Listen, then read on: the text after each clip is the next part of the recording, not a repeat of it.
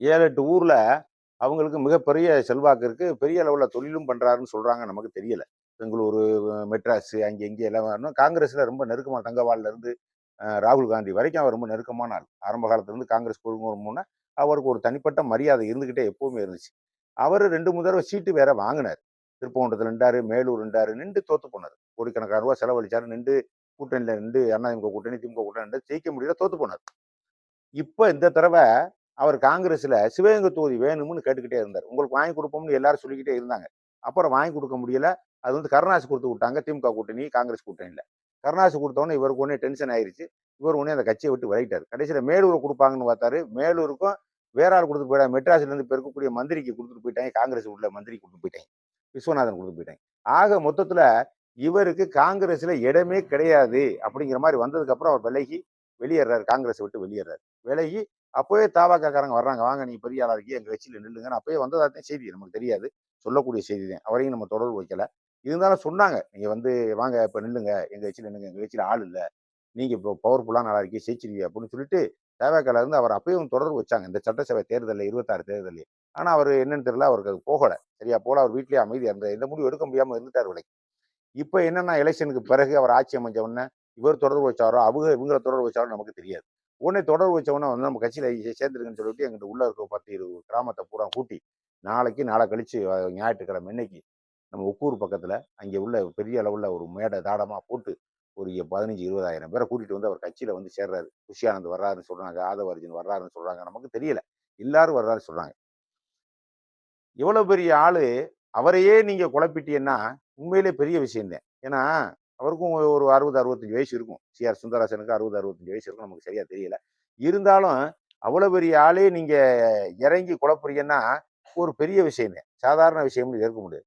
ஏன்னா ஒவ்வொரு இடத்தையும் செல்வாக்கான ஆளுகளை பூரா நீங்க நேரடியா தொடர்பு வைக்கிறீங்க. எம்எல்ஏவா இருந்தா ராஜினாமா பண்ண சொல்றீங்க. செல்வாக்கு உள்ள ஆள நீங்க நம்ம கட்சிக்கு வந்துருங்கிறீங்க. அதுக்குன்னு ஆள் போட்டு டீம் போட்டு வலுவா இறங்கி செயல்பட்டுக்கிட்டே இருக்கீங்க.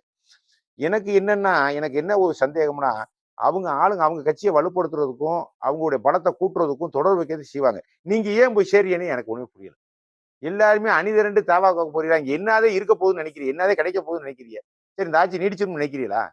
இந்த ஆட்சி நீடிக்காது, நீடிக்காதுன்னு சொல்லிக்கிட்டே வரும்பொழுதே நீடிச்சிரும். நீங்க கணக்கு போடுறீங்க தப்பு கணக்கு. எங்க கணக்கு நாங்க தப்பு கணக்கு போட தயாரா இல்ல. நல்லா தெரிஞ்சுக்கங்க. நான் கரெக்ட்டா தான் சொல்றேன். எனக்கு எந்த ஆட்சியும் இல்ல. திமுக எனக்கு ஒண்ணும் நெருக்கமான கட்சி கிடையாது. அதிமுக எனக்கு ஒண்ணும் நெருக்கமான கட்சி கிடையாது.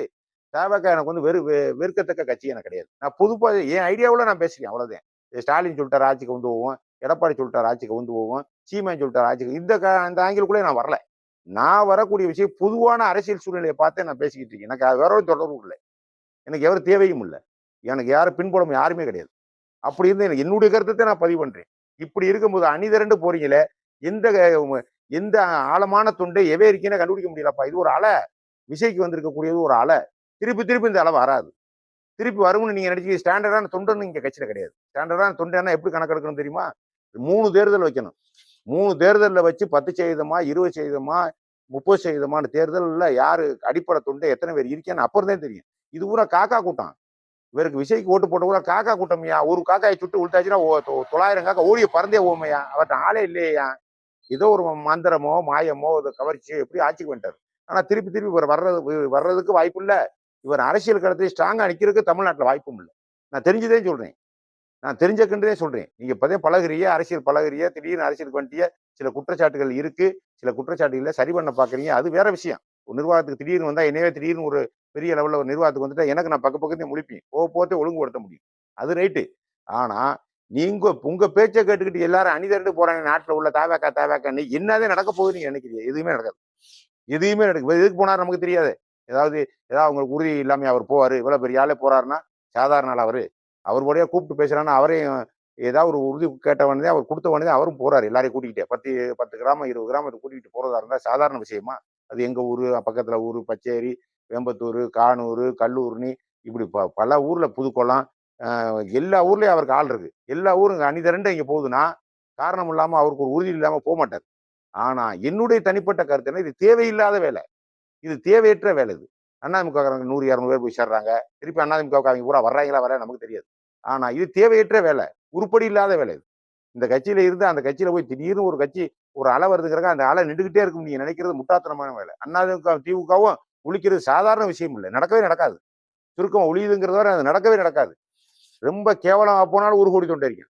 ரொம்ப கேவலமா போனாலும் 1 கோடி தொண்டை இருக்கான். எத்தனை தேர்தல்? 10 தேர்தல் பார்த்தவங்க, 15 தேர்தல் பார்த்தவங்க, பாராளுமன்றத்துல 12 தேர்தல் பார்த்தவங்க. 2 கட்சி. நீங்க நேத்து வந்திருக்கீங்க. திடீர்னு வந்து 1.25 கோடி ஓட்ட வாங்கிட்டு போயிட்டீங்க. ஆனா 1.25 கோடி உங்க தொண்டன் யாரு? அது சொல்லுங்க. உங்க தொண்டை யாரு? நிரந்தரமான தொண்டை யாரு? யாரு நிரந்தரமான தொண்டை உங்கள்ட்ட யாரும் இருக்கானா? நிரந்தரமான தொண்டை இருக்குன்னு இன்னொரு தேர்தல் நீங்க சந்திக்கணும். 2 தேர்தல சந்திக்கணும். அப்பத்தே உங்களுக்கு நிரந்தரமான ஆள் இருக்கானா? இல்லையா? அவனும் பறிபட்டு ஓடுறானான்னு தெரியும். தெரியுமா உங்களுக்கு? இத விட்டுப்புட்டு பெரிய ஆளு, சின்ன ஆளு எல்லா பேரும் வரிசை கட்டி எங்கேயோ ஏரியிலே அங்க என்ன நடக்க போகுதுன்னு நினைக்கிறீங்க? ஒண்ணுமே நடக்காது. வெட்டியில போய் முட்டி குனிய போறீங்க எல்லாருமே. நான் அதே வருத்தப்படுறேன். என் கணக்கு சரியா இருந்தா அங்க முட்டிட்டே குனிய போறீங்க எல்லாருமே. என்ன நடந்துரும்? என்ன நடத்த முடியும்? அத சொல்லுங்க. ஒண்ணுமே நடத்த முடியாது. ஒண்ணுமே நடத்த முடியாதப்பா. அங்க ஏற்கனவே இருக்கக்கூடிய காங்கிரஸ், அங்க இருக்க தவக பூரா வாங்கிட்டாங்கய்யா. வாங்குறத பூரா வாங்கி வச்சுட்டாங்கய்யா. எந்த நேரம் என்ன நடக்கும்னே சொல்ல முடியாதுய்யா. கம்முனு இருப்பாய்ங்க. எந்த நேரம் என்ன நடக்கும்னே சொல்ல முடியாது. அதனால திருப்பி ஆட்சிக்கு வந்தா எல்லாரும் ஓட்டு போடுவாங்கன்னு சொல்லவும் முடியாது. தினம் ஒரு குற்றச்சாட்டு வந்த முடியுமா இருக்கு. இவ்வளவு பெரிய குற்றச்சாட்டு வரவே கூடாது. ஏன்னா எவ்வளவு மக்கள் விரும்புறானோ அவ்வளவு வரைக்கும் வெறுத்துருவேன். டப்புன்னு வெறுப்பேன். அத பாத்துக்கங்க. உங்களோட இருக்கக்கூடிய எவ்வளவு வேகமா உங்கள விரும்புனானோ, அவ்வளவு வேகமா டப்புன்னு வெறிச்சு தூக்கி எறிஞ்சுட்டு போயிட்டே இருப்பேன் ஜனங்கள். அப்படியாப்பட்ட எண்ணத்துல இப்ப இருக்கேன். உங்களுக்கு கொஞ்சம் கொஞ்சமா ஒவ்வொரு நாளும் உங்களுக்கு கெட்ட பேர் தான் வருது ஆட்சி மேல. ஆட்சி மேல நல்ல பேர் எங்க வருது? ஆட்சி மேல நல்ல பேரே கிடையாது. அதுவும் போச்சா, இந்த தடவ பசி பட்டினின்ட்டேன். பூரா மழையே பெய்யாதுன்ட்டேன். எல் நினோன்ட்டேன். பூரா ஒண்ணுமே செய்ய முடியாது. 150 வருஷத்துக்கு முன்னாடி இந்த எல் நினோ வந்துச்சாம். 1,50 கோடி பேர் செத்துருக்காங்களாம். மழையும் இல்லாம, தண்ணியும் இல்லாம, பசி பட்டினியில சோமாலியா மாரி எலும்பும் தோலும் ஆயி சாப்பாட்டுக்கு வழி இல்லாம, தண்ணிக்கு வழி இல்லாம, மாத்திரைக்கு வழி இல்லாம, மருந்துக்கு வழி இல்லாம, ஊட்டச்சத்துக்கு வழி இல்லாம 1,50 கோடி பேர் செத்து போனானாம். அந்த பஞ்சம் இப்ப வருதுங்கிறேன். இந்த பஞ்சமெல்லாம் ஆட்சியாளர் வந்து ஆனா நேரடியா கோவம் உங்க மேல பாய்ஞ்சிடும். அது இவனுக்கு தெரியாது. மழை பெய்யல, தண்ணி பெய்யல. அது இது இதெல்லாம் அவனுக்கு தேவையில்லப்பா. அவனுக்கு அதெல்லாம் தேவையில்ல. இவ்வளவு ஆழமா பார்த்து உங்கள ஓட்டு போடல. நீங்க என்ன நிர்வாகத்துல அவர் புலி நான் உங்களுக்கு ஓட்டு போட்டேன் ஆழமா பார்த்து. ஆழமா பார்த்து நான் ஓட்டு போடுவானா? அவனுக்கு ஏதோ பிடிச்சு ஓட்டு போட்டேன். அதே மாதிரி திருப்பி டக்குன்னு இதெல்லாம் நீங்க இப்படிலாம் வந்துச்சுன்னு வைங்க, உங்க மேல சீறி பாய்ஞ்சிருவேன் ஜனங்கள். சும்மா நினைக்கிறீங்களா? சும்மா விட்டுட்டா தெரியும் அவங்கள. அப்படியே குண்ட கும்பட குறவல கடிச்சு விடுவேன் எல்லாத்தையும். சாதாரண விஷயம் இல்ல. இவ்வளவு பெரிய பிரச்சனை உங்களுக்கு வந்துகிட்டே இருக்கு. இந்த கர்நாடகத்துல தண்ணி திறந்து விட முடியல. எவ்வளவு பிரச்சனை நடக்குது. வந்துருச்சு இப்பயே வந்துருச்சு. இன்னைக்கே 20 ரூபா ஒரு கிலோ அரிசிக்கு 20 ரூபா கூட பிரைவேட்ல. நாளைக்கு 25 ரூபா கூடும். நாளைக்கு 30 ரூபா கூடும். மழை இல்ல அப்படின்னு நீங்க சொல்லுவீங்க. அடுத்த மக்கள் நம்ப மாட்டேன். பெட்ரோல் டீசல் ஏன் கூடுச்சு? அரபு நாட்டுல சண்டை நடந்துச்சு கூடுச்சு. அப்ப நம்ம நரேந்திர மோடி சொல்லி பார்க்கற கேட்கறானே அவன? கேட்க மாட்டேன். எனக்கு இதெல்லாம் தேவையா? ஏன் வருமானத்துக்குள்ளதே நான் வாங்க முடியும். அவன் மல்லு கட்டுறேன். சண்டை போடுறேன். அதே கதை உங்க கதையும். 40 ரூபா கூடுச்சு, 50 ரூபா கூடுச்சு. இந்த கதையெல்லாம் இது உங்க தரப்புல இருந்து கொடுக்கக்கூடிய செய்தி. உண்மையா கூட இருக்கலாம். அது வேற. ஆனா மக்களுக்கு அது தேவையில்ல. மானியம் குடும்பேன். சும்மா இறக்க குடும்பேன். எனக்கு சும்மாவே வேணும்பேன். இவ்வளவு பெரிய சிக்கல்ல நீங்க மாட்டிக்கிட்டீங்க. வலுவான சிக்கல்ல மாட்டிக்கிட்டீங்க. நாடு நல்லா இருக்கும்போது நல்ல பேர் வாங்க முடியாது. ஆட்சியாளங்க. நீங்க எவ்வளவு பெரிய ஆட்சிக்கு வந்திருக்க நேரத்துல பஞ்சம் பசிமா வரப்போகுதுங்கிறேன் உலகம். உலகம் என்ன இந்தியா ஆசிய கட்டத்துல கூட பயங்கரமான சிக்கல்ல மாட்ட போதுங்கிறேன். பொருளாதாரமே சுத்தமா அடிபட்டு போகும்ன்றேன். கொரோனா அளவுக்கு வரும்ன்றேன். கொரோனா அளவுல எப்படி யாருமே எந்திரிக்க முடியலையோ அது மாதிரி பல கோடி உயிர்கள் போறது கூட வாய்ப்பு நிறைய இருக்குன்னு இப்ப சொல்லிக்கிட்டே வரேன். வெயில் குண்டக்க மண்டக்க போடுங்கிறேன். மழைங்கிறதே கிட்டக்கே நினைக்காதீங்க. இவ்வளவு பெரிய பிரச்சனை இருக்கும் பொழுது நீங்க என்னன்னாக்கா என்னமோ ஒரு தடவை ஆட்சிக்கு வந்தா குடுன்னு எல்லா பிள்ளைங்க பொண்டாட்டியை கூட்டிட்டு போறது, பிள்ளைய கூட்டிட்டு போறது, வீடை பேத்துட்டு போய் விஷயத்தை போய் சேர்க்கறது, இதெல்லாம் என்ன கூத்து நடத்துறீங்கன்னு எனக்கு ஒன்றும் தெரியல. நீங்க சிந்திக்கிறீங்களா, சிந்திக்கலையா?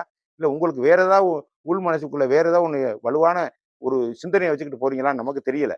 சரி என்னன்னு பார்ப்போம்.